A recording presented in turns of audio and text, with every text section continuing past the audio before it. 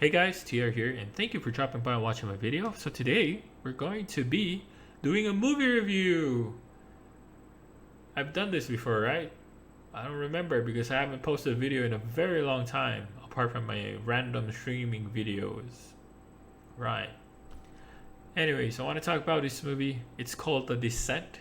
The movie was released way back in 2005, 2006. It's pretty old, and it was directed by Neil Marshall. Neil Marshall actually is a director that directed the movie called Hellboy, which was released in 2019.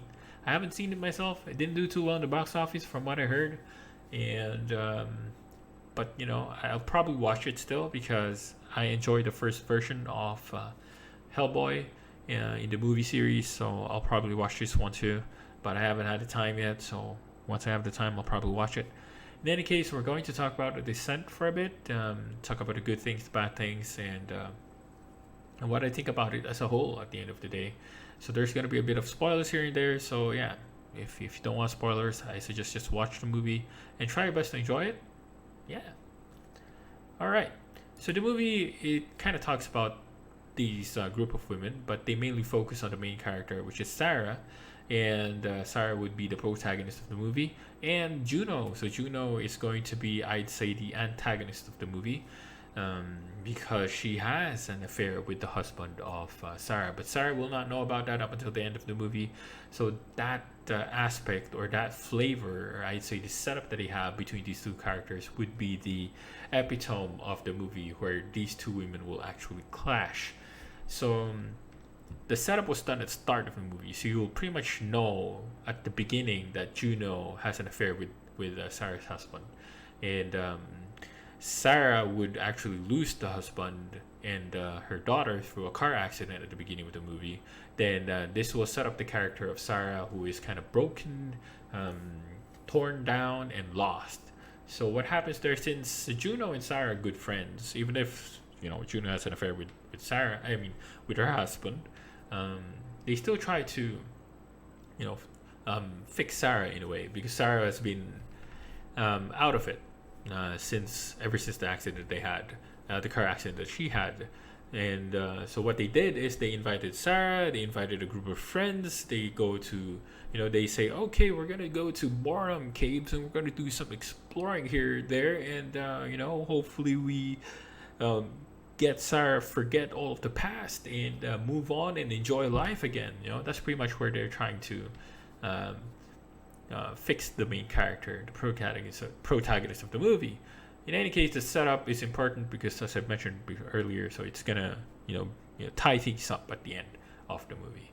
So the problem I had with the movie, though, is that that introduction or the character development, as I'd say, they focus mainly on Sarah and Juno, and my problem is that it took them 20 minutes before they actually started the real meat of the movie, the meat and potatoes of the movie.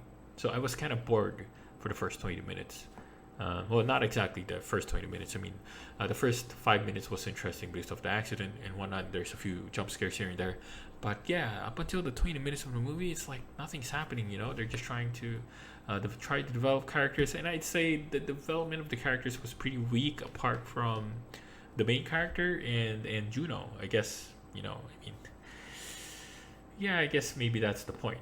They're the main characters of the movie, anyways. So the rest, I'd say, were just fodder for the movie. They're just gonna be people who's gonna be thrown around in the movie. All right, you will die there, you'll die here, you'll die everywhere. Anyways, so the movie starts when you see this in the movie. They actually see the cave, and that's one heck of a hole. And when they went inside the hole, it was beautiful. I think the way they did in the setup for this cave, and from what I saw in some of the I guess reviews or interviews, these were all done. These are all man-made. So these are not actual caves that they went in, which was pretty nice for a low-budget film. They did it really nicely, and it was pretty convincing that they went into a real cave and whatnot. But in any case, yeah. So the cave design was pretty good. They made it really claustrophobic once they start exploring inside caves. But yeah, so the next thing I want to talk about would be the crawlers. So the crawlers are the creatures that they meet inside the cave, and the crawlers were done pretty well in my opinion, considering this is a low budget film, and the design that they did with the crawlers was pretty nice. So these creatures are actually people way back in the Stone Age, I'd say, because there are paintings in the walls that they discover in the cave that kind of pertains to that aspect. And these people, since they lived inside the cave, they evolve and turn into these bat-like creatures. You'll see pointed ears. You'll see that their nose is kind of weird, and they don't talk. They click their tongue in I guess their mouth or something like that. So they do clicking. So they're kind of like bats in a sense. And their eyes, they can't see with their eyes anymore. So they're blind. But they have sharp claws. They can climb walls and everything. So the crawler design, I'd say, was pretty darn good, and I like what they did with these creatures. It's just that when I start thinking about it, when they do the killing, we do the hunting. Some of them are killed pretty easily, which was, I don't know. I mean, they're supposed to be hunters, right? How can they be killed like in a one hit dead? I mean, I don't know. I mean, it's part of the movie. Maybe the main characters have plot armor or whatnot. In any case, the design of the crawlers were pretty good. I like it.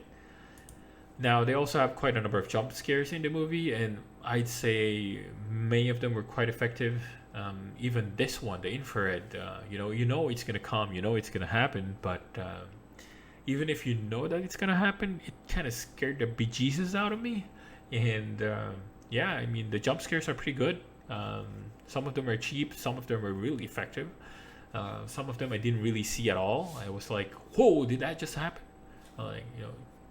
Any case, so the jump scares are nice. The gore is really there, and I don't want to put a picture out of it, so I'm just gonna go to the next aspect of the movie that I want to talk about. So these two main characters has actually transformations in the movie. So they're kind of like the normal Saiyan, then they turn into this. They flip or they flick a switch and they turn into Super Saiyans. So for Juno, she turns into this badass woman. She's the first one to transform into a Super Saiyan. And the next one with the main character, she starts with like the Sarah that's lost and doesn't know what to do with her life anymore. Then she turns into this badass where the kill switch, like she lost her humanity at some point in that movie, and she starts like hacking off those enemies or the crawlers in the movie. It's like, whoa, hang in there, chill. But yeah, so they went insane. It was pretty good. I like what they did with the main characters because they're gonna have a standoff and they're gonna help each other along the way. So that these two main characters are very capable and they can take care of themselves and they'll be able to get out of these alive.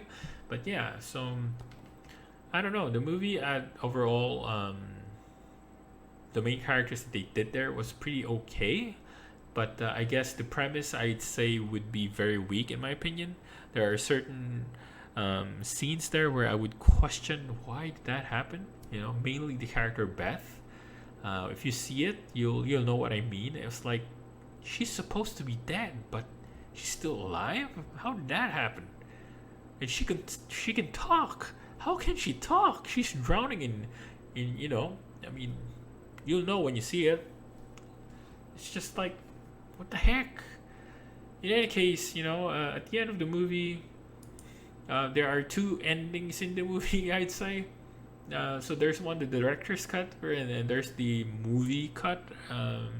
So the movie cut, it kind of ends with Sarah getting out of the cave, and she's able to take her car and go out to the main road. So basically, she gets out. But in the director's cut, they made it a bit different. She when she was able to get out, she was able to ride her car, and turns out it was just a hallucination. She wakes up and she finds herself still inside the cave, still stuck with those monsters. So since there was a part 2, then I guess she got out. So that's my assumption. And this clip kind of reminds me of Jim Carrey, trying to get out of a rhino. In any case, so overall the movie was pretty much, I'd say it was decent enough, but it was low budget. But I'd say the movie could have been shortened. The movie was around 1 hour and almost 50 minutes, and I think they could have just shortened the movie up until maybe an hour and a half or less, because there was a lot of I don't know, a lot of scenes where I felt that they were unnecessary, especially at the beginning. It was just a bit, it was dragging too long for me. So that kind of put a few points out off this movie. But overall, in terms of jump scares, in terms of gore, in terms of the fight scenes were not great, but yeah, but they're entertaining enough. I'd say I'd give it a 6 out of 10, a solid 6 out of 10. The movie was pretty decent, but there were some things where I felt like it's just, you know, just dragging on too long. But yeah, anyways, overall, I felt the movie was pretty decent. Would I recommend you to watch it? Yeah, go ahead, watch it. You can probably skip a few scenes here and there, but once you start, once they start climbing down the cave, that's where you just watch it all throughout, because that's the part where everything is interesting. Everything is keeps you at the edge of your seat. All right, and hope you like that review. It's my first time in a long time, and I plan to do a few more reviews in the near future. Because I like survival horror movies, so I'm gonna probably stick to that for now. Then I'll probably venture into other movies or other animes or whatnot. And hope to see you again there. And yeah, thank you for watching. And do leave a like and subscribe, or leave a comment, or if any videos that you want me to look into. And I'll see what I can do. And stay safe, everyone.